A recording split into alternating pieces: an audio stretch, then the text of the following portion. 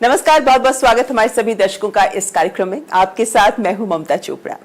जब आजादी का अमृत महोत्सव मना रहा हो देश, ऐसे में आजादी से जुड़ी हर बात बहुत महत्वपूर्ण हो जाती है।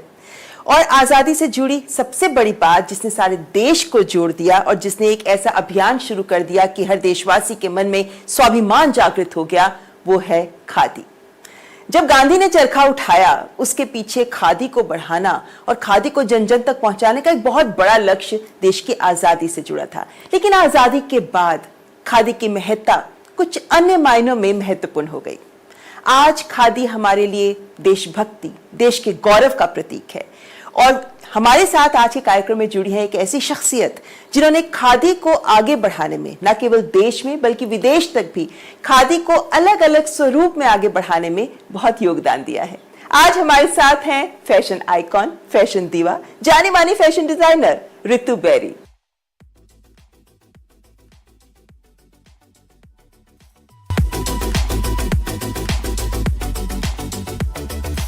नेशन का फैब्रिक है खादी। इस सोच के साथ 3 दशक पहले खादी के साथ फैशन डिजाइनिंग का सफर शुरू करने वाली मशहूर फैशन डिजाइनर रितु बेरी को खादी के साथ काम करते हुए 30 साल से ज्यादा का समय हो चुका है। आज भी वो खादी को प्रमोट कर रही हैं। अत्यंत विशेष लग्जरी फैब्रिक खादी विविध रंगों में अनेक प्रकार के स्वरूप में आज उपलब्ध है, जो इको फ्रेंडली, स्किन फ्रेंडली तो है ही, फैशन डिजाइनर की रचनात्मकता को भी उड़ान देती है खादी। इसीलिए इसे युवाओं की पसंद बनाने के लिए कार्यरत रितु बेरी इसे त्योहारों, शादी के कपड़ों के लिए भी प्रयोग करती हैं।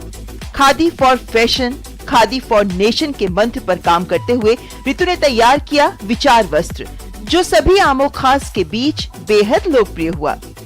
रितु बेरी ने खादी ग्रामोद्योग की सलाहकार के तौर पर डिजाइनर्स को खादी से जोड़ने की पहल भी की और विश्व पटल पर खादी को स्थापित करने के लिए इसे पेरिस तक ले गयी। वैश्विक स्तर पर खादी को ग्लोबल फैब्रिक के तौर पर स्थापित करने में प्रयासरत, खादी के लिए वोकल होने, इसे अपनाने का आह्वान करने वाली और इसे लोकल से ग्लोबल तक ले जाने की राह तैयार करने वाली, खादी को कूल, ट्रेंडी बनाने वाली जानी मानी फैशन डिजाइनर रितु बेरी हैं हमारी तेजस्विनी। रितु जी, बहुत बहुत स्वागत है आपका। Thank you Mamta, thank you very much. Khadi को लेकर आपने, हालांकि आज हम खादी की बहुत जोर शोर से बात कर रहे हैं, पिछले 7-8 साल में बहुत काम किया गया है खादी को लेकर, लेकिन आपके लिए कहें तो आपने तो 3 दशक पहले ही खादी से अपने सफर की शुरुआत की। लेकिन मैं आज से इस बातचीत की शुरुआत करना चाहती हूँ। पिछले कुछ सालों में आपने खादी को बहुत आगे बढ़ाया है। आपका एक डिजाइनर के तौर पर क्या विजन रहा है खादी को लेकर? तो जैसे आपने कहा कि मैंने अपना लेबल, ब्रांड शुरू किया खादी के साथ, उस समय भी मैं सोचती थी कि खादी हमारा नेशनल फैब्रिक है।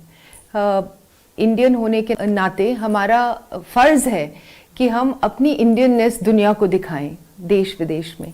And I really believe that khadi is the national fabric of India. और ना सिर्फ खादी एक बहुत सुंदर फैब्रिक है और भिन्न भिन्न रंगों में आता है, it's got a lot of variety, it is also for me luxury. तो दुनिया में हम बात करते हैं कि लग्जरी सिर्फ एक्सपेंसिव चीज़ें नहीं होता है। लग्जरी होता है कि बहुत यूनिक, बिस्पोक, जैसे कारीगर हाथ से बनाते हैं। पूरे विदेश में आप देखिए, everyone is looking at hand woven, handmade, sustainable fabric. So khadi जैसा कोई सस्टेनेबल फैब्रिक नहीं है। It has 0 carbon footprint. It is and it comes in lovely colours. एक ज़माने में सब लोग सोचते थे कि ये सिर्फ पॉलिटिशियंस के लिए या सीनियर सिटीजन्स के लिए है, लेकिन मैंने कलेक्शंस दिवाली के लिए भी करे हैं। बहुत मेरे क्लाइंट्स ने वेडिंग्स में खादी पहना है। So khadi can look very very glamorous, khadi can look very special. और मैं तो यही सोचती हूँ कि इंडियन होने के नाते हम सबको गर्व से खादी पहनना चाहिए और लोगों को बताना चाहिए कि ये हमारा इंडियन फैब्रिक है and we are so proud. Look at you, you are wearing a khadi sari and looking so beautiful. And Radha, ये जो साड़ी है इसका भी जब जो देखता है विश्वास नहीं करता कि खादी साड़ी है, क्योंकि इसका रंग देख के कहते हैं कि ये खादी में ऐसे रंग आते हैं। आपने भी रंगों की बात की ना, और खादी वाकई बहुत विविध रंगों में आती है। खादी सब लोग सोचते थे कि वाइट कपड़ा होता है। ये ड्रैप कलर्स, डल कलर्स, बेसिकली पॉलिटिशियंस पहनते थे खादी, तो वो ज्यादातर सफेद कुर्ता पजामा पहनते थे। सो जब मैं रेड्स, मरून्स, टर्कोइज ब्लू में खादी के कलेक्शंस करती हूँ। और एक और चीज मैं बोलना चाहती हूँ कि मैंने एक्सपेंसिव प्राइस में खादी बेचा है। सो इट्स नॉट दैट कि खादी की रिस्पेक्ट नहीं है या रिगार्ड नहीं है। Khadi is a very very special fabric and it last very well. लोग सोचते हैं, जब मैंने शुरू किया था, कि खादी क्रश बहुत जल्दी हो जाता है, लेकिन आफ्टर माय कलेक्शंस एंड मेरे क्लाइंट्स ने पहना तो वो कहते हैं हम लोग सुबह पहनते हैं शाम तक चलता है। So there are lots of wrong misconceptions about khadi. और मेरी यही कोशिश रही है as a designer, as an advisor for KVIC, कि मैं लोगों को समझा सकूं कि जो आप सोचते हैं खादी के बारे में, आपके पुराने ख्याल हैं, खादी वो नहीं है। खादी बहुत लग्जूरियस, बहुत मॉडर्न, बहुत ट्रेंडी फैब्रिक और बहुत स्वरूप बदल चुकी है खादी। आज की मॉडर्न हो चुकी है खादी, बहुत मॉडर्न आज की मांग के हिसाब से। It's in many ways it's can be compared to linen, and सब लोग लिनन को बहुत एक्सपेंसिव, बहुत ट्रेंडी फैब्रिक मानते हैं, बट मेरे मुताबिक khadi is in many veg easier and better and less fragile than linen. Okay. और बहुत बहुत डिफरेंट वेट्स में आता है, so it's not just very thick. आपने भी बात की कि खादी ग्रामोद्योग के साथ आप बतौर सलाहकार जुड़ी थी। क्या आप, क्योंकि हम वोकल फॉर लोकल की बात कर रहे हैं कि अपने उत्पाद को लेकर हमें और ज्यादा आगे बढ़कर वोकल होने की जरूरत है, क्या आप खादी ग्रामोद्योग के जो काम करने वाले लोग हैं, जो हाथ से काट रहे हैं, बुन रहे हैं, क्या आप उनके भी संपर्क में आई? किस तरीके से उनकी जिंदगी भी बदलते हुए देखी आपने खादी को लेकर? तो मेरा यही कोशिश था कि मैं जो वो कारीगर फैब्रिक बना रहे हैं उसके फैब्रिक को लोगों की तरफ लोगों तक पहुंचाया जाए। हाँ, लोगों को पहुंचाया जाए। सो यही मेरा मकसद रहा है। My endeavour was to make sure कि जो इतने सुंदर कारीगर काम करते हैं, इतने प्यार से खादी बनाते हैं, क्योंकि खादी में खादी सिर्फ एक फैब्रिक नहीं है, इट्स अ सोच, you know, it's a vision that Mahatma Gandhi had for India. It's a philosophy. So when you do khadi, it's a really romantic concept for me. तो जब मैंने शुरू किया, I romanticized the whole Indian national fabric, the fact that Mahatma Gandhi believed in it, the fact that we fought for freedom and we wore the fabric, the fact that our kids, our young youth of India needs to feel that spirit of India. लेकिन आपने खादी को इन मायनों में भी नया आयाम दिए कि आपने बीच वेयर से लेके पैंट्स तक बनाई, खादी को हर जन तक पहुंचाया। सामाजिक समानता के एक उदाहरण प्रस्तुत करती है खादी की। नेता भी पहनते हैं, छात्र भी पहनता है, पत्रकार भी पहनते हैं, गृहिणी भी पहनते हैं, इत्यादि हर वर्ग पहनता है। लेकिन खादी को अगर हमें स्थानीय स्तर पर, भारत का एक ब्रांड खादी है, इसको ग्लोबल स्तर तक अगर पहुंचाना है, तो क्या आजकल के डिजाइनर्स में वो जागृति नजर आती है कि हमको खादी पर काम भी करना है और इसे ग्लोबल बनाना भी है? अब मैं देख रही हूँ बहुत सारे डिजाइनर्स में जागृति आई है खादी की तरफ। जब हमने शुरू किया था काम, तो if I may say so myself, there was not that much talk of khadi. मैं इतना कहना चाहती हूँ कि ऑनरेबल प्राइम मिनिस्टर ने ये जागृति हमारे देश में शुरू करी कि khadi is very important for our nation. And as a fashion designer, I think I was the first designer that they were open to creating a fashionable, trendy image for khadi. तो प्राइम मिनिस्टर ने वो बोला भी था, khadi for fashion, khadi for nation and khadi for transformation also. Exactly. तो उस हिसाब से आप समझ लीजिए कि हमारी गवर्नमेंट, हमारे सोच, डिसीजन मेकर्स ये ओपन थे कि खादी को हम इस स्तर से अलग स्तर पे लेके जाएंगे। तो जब यूथ और ट्रेंडी लोग खादी पहनने लगते हैं, इट बिकम्स अ मूवमेंट। तो फिर छोटे शहरों में भी, and other people also say we also want to wear it, it's very trendy. जब अक्षय कुमार खादी का, आई मेड अ विचार वस्त्र जी, going from that thought that, जैसे बापू कहते थे कि खादी एक वस्त्र नहीं, एक विचार है। सो मैंने एक विचार वस्त्र की क्रिएशन की। तो अक्षय कुमार, क्रिकेटर्स जैसे सहवाग, अलग अलग लोगों से, बॉलीवुड स्टार्स, डायरेक्टर्स से मैंने उनको पहनाया ये. It is a very simple kurta that can be worn with a sari, that can be worn with a dress, that can be worn with pants. It's unisex and it's under 1,000 rupees. So the whole idea was कि ज़्यादा से ज़्यादा लोग affordable चीज़ है, trendy चीज़ है, actor पहन रहे हैं तो हम भी पहन सकते हैं. So now to go to the global concept, I believe that लोगों को पता नहीं है खादी इतना विदेश में. So हमने कुछ टॉप डिजाइनर्स को खादी का फैब्रिक दिखाया एंड सेड दैट अगर आप ज्वेलरी भी बनाते हैं तो अब इससे ज्वेलरी बनाइए, because you can make fantastic accessories with khadi. आप बैग्स बनाते हैं तो आप बैग्स बनाइए, आप कपड़े बनाते हैं आप कपड़े बनाइए, ताकि इंटरनेशनल डिजाइनर्स खादी के फैब्रिक से they can create a change, they can experiment, they can experience the khadi fabric and take it to more and more people, you know. तो मतलब आपकी कोशिश है कि खादी को हम ग्लोबल प्लेटफॉर्म तक लेकर जाएं, और इस पर हम आगे भी बात करेंगे. लेकिन यहाँ रुकेंगे एक ब्रेक के लिए. लेकिन ब्रेक पर जाने से पहले आइए रितु जी के साथ देखते हैं उनके बनाए खादी के कुछ खास डिजाइन. लेकिन यहाँ उसके बाद लेंगे एक ब्रेक.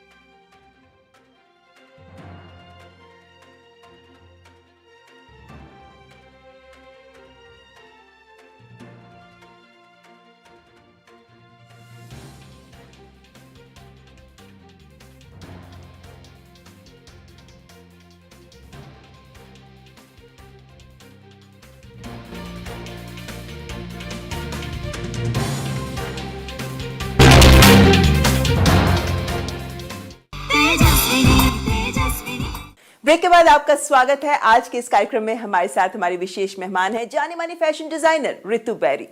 रितु, आपने जब डिजाइनिंग का काम शुरू किया तो आपकी बैकग्राउंड क्या थी? मतलब कैसे आपको रुचि आई कि आप डिजाइनिंग के वर्ल्ड, फैशन के दुनिया से जुड़े और इसमें एक्सेल करें? I am a destiny's child, क्योंकि जब मैं I was in the first batch of NIFT, as everyone knows, is the fashion school of India. Of course. And वो उसी साल इंडिया में they launched their college, and पूरे देश से वो 25 students ले रहे थे, you know. So I went for the exam, I went for the interview, and I got into it.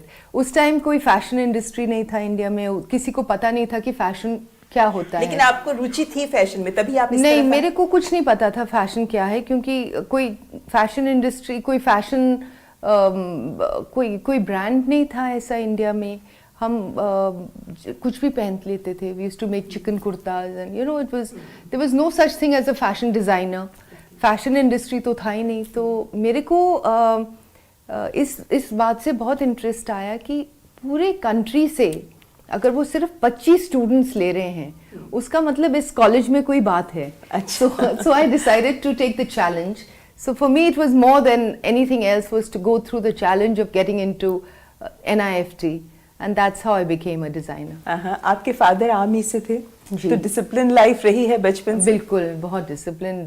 I mean, timing to wake up, timing to have the first coffee, timing to get to office, timing everything. Punctuality is a problem for me, so I'm always on time. तो आप उस first batch से हैं जो NIFT से pass out हुआ. इसका मतलब है कि फैशन इंडस्ट्री को आपने ग्रो होते हुए देखा है पिछले 3 दशक में ना? बिल्कुल, उस टाइम कोई फैशन इंडस्ट्री नहीं था. नहीं थी, बिल्कुल. तो आपकी स्ट्रगल कैसी रही? मतलब एक नाम कमाना? आफ्टर ऑल, जब तक आप क्वालिटी नहीं देंगे, आप कुछ अलग सी बात नहीं करेंगे, तब तक लोग भी नहीं सुनेंगे या देखेंगे। तो मैं इसको स्ट्रगल नहीं मानती हूँ। मेरे को बहुत मज़ा आया, क्योंकि उस टाइम लोग बहुत न्यू थे, उनको बहुत जब हम फैशन शो करते थे तो हमें जगह कम पड़ जाती थी। There used to be so many people who wanted to watch it. वैसे फैशन शोज भी कुछ होते नहीं थे उस टाइम पे, तो कोई मैप नहीं था जिसको हमने फॉलो किया कि इसके जैसे हमको बनना है। आज बहुत सारे एग्जाम्पल्स हैं। लोग उस टाइम ड्रेस भी ओकेजन्स के लिए करते थे। अगर कोई शादी थी घर में तो कपड़े खरीदते थे, अगर कोई फंक्शन दिवाली आई तो लोग शॉपिंग करने जाते थे। अब आप देखिए, everyone is dressed all the time, everyone wants to look good, everyone wants to groom themselves. So in many ways, it was easy to dress people then because they were open to anything, but it was also difficult because they only wanted to follow a trend. आज अगर आप कुछ बहुत revolutionary design किसी को दिखाएंगे, वो कहेंगे किसी ने पहना है पहले, तो you have to say no, so they'll enjoy wearing it. उस टाइम जब 30 साल पहले जब मैंने शुरू किया, उल्टा था। Then there was no trend, there was nothing. They were very scared to experiment. Okay. So I basically आपके clients भी अब experiment करने को तैयार होते हैं। वैसे आपका देखा जाए तो आपने बिल क्लिंटन से लेकर प्रिंस चार्ल्स से लेकर निकोल किडमैन से लेकर आपने इवाना ट्रम्प, हमारे देश की हस्तियों के अलावा विदेशी हस्तियों के लिए भी आपने खूब कपड़े डिजाइन किए हैं। ऐसा क्या है जो आपके फैशन को परिभाषित करता है? How do you define your fashion? So I'm a very proud Indian. तो कुछ भी मैं करूं, वेस्टर्न हो या इंडियन हो, मैं अपनी इंडियननेस को नहीं भूलती हूँ। तो whether it's in the embroideries, अगर मैं वेस्टर्न एम्ब्रॉयडरी कर रही हूँ तो इंडियन फैब्रिक पे करूँगी, अगर मैं इंडियन फैब्रिक यूज़ कर रही हूँ तो वेस्टर्न एम्ब्रॉयडरी पर Indian style of embroidery. So I never forget India in whatever I do. And even when I did my first show in Paris, I made sure that India was not forgotten. My inspiration was always India. And I really think कि as a designer, I'm blessed to be born in India. कि आप ऐसे देश में पैदा हुए हो जहाँ पे colors इतने सारे हैं, inspiration के लिए embroideries, palaces, हमारे पास there's no shortage of inspiration.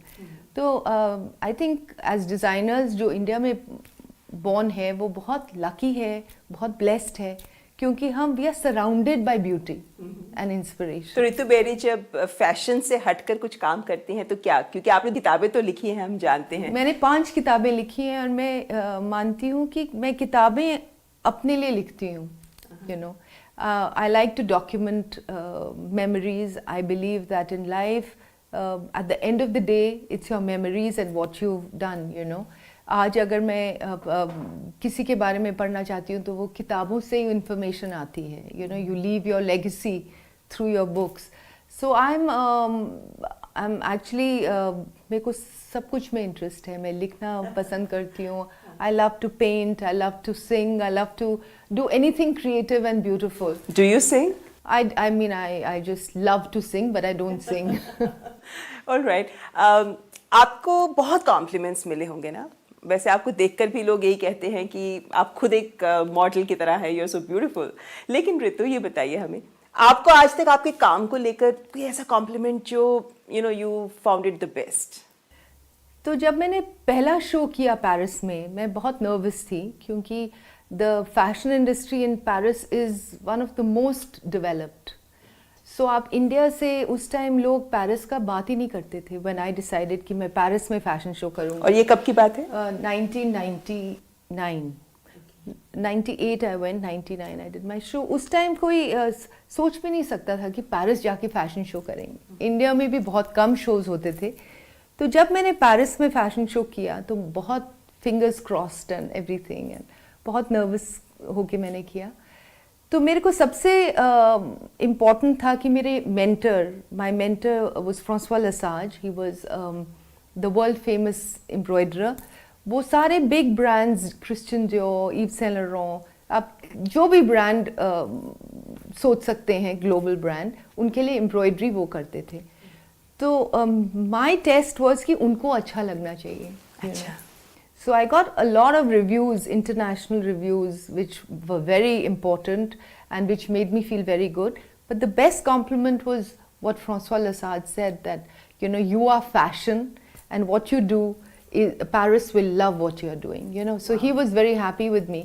तो मेरे लिए वो सबसे खुशी की बात वो ही थी. और उसके बाद आपने भी पीछे मुड़कर नहीं देखा. लेकिन अभी जैसे कहा जाता है मोहनजीत ने खादी 1960 के दशक में पेरिस में इंट्रोड्यूस की थी.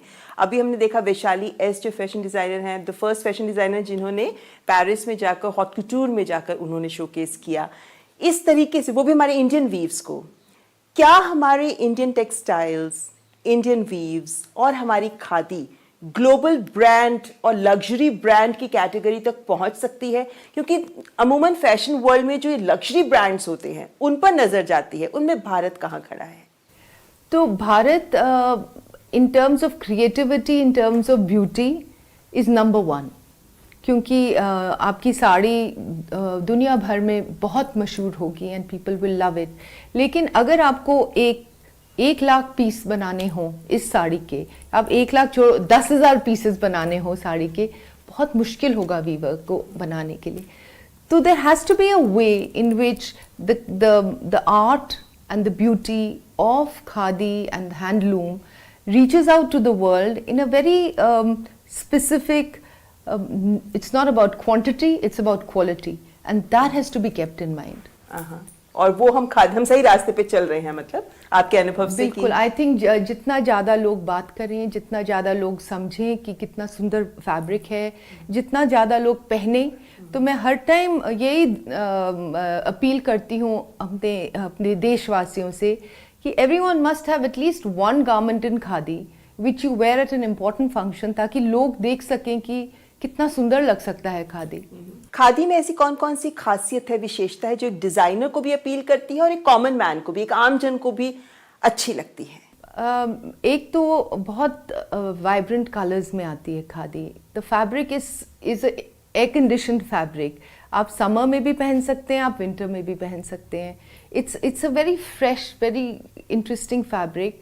हैंडमेड है तो लग्जरी है, सस्टेनेबल है तो ट्रेंडी है, because that's the whole thing that everyone.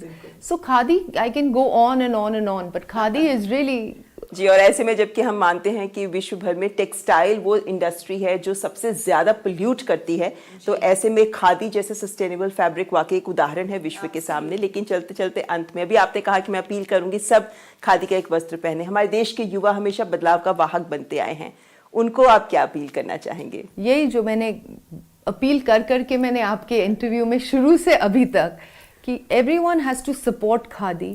The youngsters must invest in khadi. It's not expensive, it's very trendy, और सबको एक वस्त्र खादी में जरूर अपने वार्डरोब में होना चाहिए. और त्योहारी सीजन में भी कुछ कहना चाहिए? त्योहार के में तो हर हाल में दिवाली, सारे लोग दिवाली पे खादी पहनना चाहिए सबको जी. और वो इसलिए भी जरूरी है कि जो हमारे कारीगर हैं, कामगार हैं, उनके भी घर में दिए जलते रहें, इसलिए बहुत जरूरी है जी.